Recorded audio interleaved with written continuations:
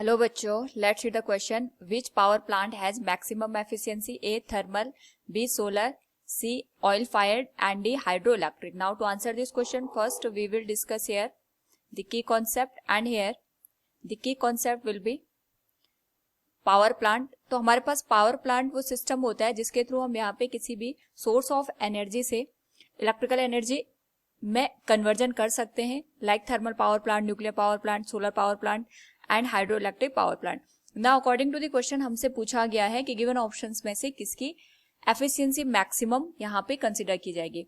तो अगर हम बात करें यहाँ पे सबसे पहले थर्मल पावर प्लांट की, तो थर्मल पावर प्लांट में फॉसिल फ्यूल्स का यूज किया जाता है. फॉसिल फ्यूल्स को पहले माइन करके पावर प्लांट तक लेके आया जाता है. उसके बाद यहाँ पे इनको बर्न करके वाटर को स्टीम में कन्वर्ट करते हैं. स्टीम यहाँ पे टरबाइन को रोटेट करते हैं और टरबाइन के रोटेशन से जनरेटर रोटेट होता है जिससे हमें इलेक्ट्रिकल एनर्जी ऑब्टेन होती है. लेकिन जो थर्मल पावर प्लांट है इसमें जब फॉसिल फ्यूल बर्न होता है, उसके बर्न होने की वजह से बहुत ज्यादा यहाँ पे रेजिड्यू हमारे पास बच जाता है और साथ में यहाँ पे जो हार्मफुल गैसेस होती हैं वो भी रिलीज होती है जो कि एनवायरनमेंट को बहुत यहाँ पे हार्म करती है. साथ में यहाँ पे जो फॉसिल फ्यूल हम यूज करते हैं उसकी जो केमिकल एनर्जी होती है वो बहुत कम यहाँ पे कन्वर्ट होती है इन the form of the heat energy.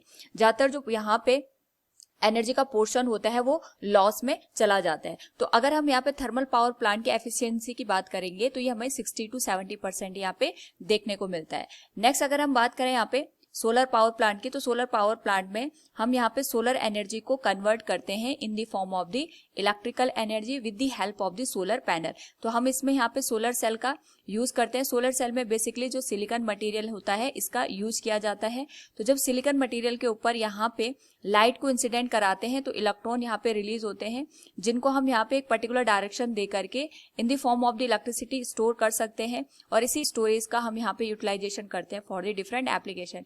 Now जब हम यहाँ पे सोलर एनर्जी को इलेक्ट्रिकल एनर्जी में कन्वर्ट करते हैं तो उस पर्टिकुलर केस में 0.75 से 0.5 वोल्ट के बीच ही सोलर सेल से हमें इलेक्ट्रिसिटी ऑब्टेन हो पाती है.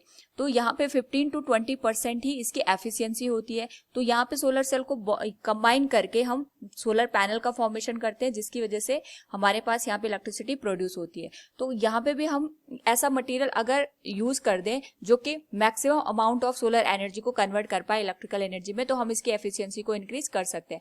बट अभी तक हमारे पास यहाँ पे सिलिकॉन का या फोटोवोल्टिक सेल का ही यूज करके हम सोलर पावर प्लांट का फॉर्मेशन करते हैं जिसकी एफिशिएंसी 15 to 20% कंसिडर की जाती है. नेक्स्ट हमारे पास यहाँ पे ऑयल फायर्ड पावर प्लांट होते हैं. ऑयल फायर्ड पावर प्लांट में हम यहाँ पे कोल का यूज न करके डीजल का यूज करके जो थर्मल पावर प्लांट है उनको यूज करते हैं. उस पर्टिकुलर केस में डीजल के बर्न होने की वजह से हमारे पास यहाँ पे वाटर वेपर में कन्वर्ट हो जाता है. उसको हम स्टीम में कन्वर्ट करके टरबाइन को रोटेट करते हैं और जनरेटर से हमें यहाँ पे with the help of the turbine electricity obtain हो जाती है. इस पर्टिकुलर केस में भी मोस्ट ऑफ द जो हमारे पास फ्यूल होता है वो एनर्जी लॉस में चला जाता है क्योंकि यहाँ पे इनके बर्न होने से बहुत ज्यादा हार्मफुल गैसेस रिलीज होती है और साथ में यहाँ पे एसिड वगैरह का भी फॉर्मेशन होता है. तो इस पर्टिकुलर केस में भी अगर हम इसकी एफिशिएंसी को कंसिडर करेंगे तो ये 60% के अराउंड ही हमें देखने को मिलती है. नेक्स्ट अगर हम बात करें यहाँ पे हाइड्रो पावर प्लांट की, तो हाइड्रो पावर प्लांट में हम डैम का फॉर्मेशन करके with the help of the dam water को पहले स्टोर करते हैं. स्टोर करके इसकी पोटेंशियल एनर्जी को यहाँ पे इंक्रीज करते हैं. बाद में जो वाटर यहाँ पे स्टोर होता है इसको काइनेटिक एनर्जी प्रोवाइड करते हैं, यानी यहाँ पे वाटर को एक वेलोसिटी के साथ टरबाइन के ऊपर थ्रो किया जाता है और टरबाइन के रोटेशन की वजह से यहाँ पे जनरेटर रोटेट होता है और जिससे हम यहाँ पे इलेक्ट्रिसिटी को ऑब्टेन कर सकते हैं.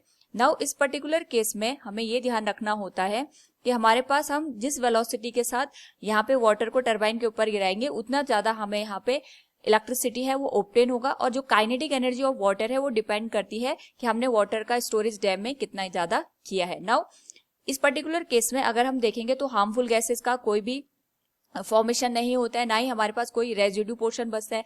ऊपर से जो हमारे पास वाटर हम टरबाइन को रोटेट करने के लिए यूज करते हैं उसको हम दोबारा से यूटिलाइज कर सकते हैं in the form of the potential energy of the water. So यहाँ पे अगर हम हाइड्रो पावर प्लांट की एफिशिएंसी की बात करेंगे तो हमारे पास 85 से लेके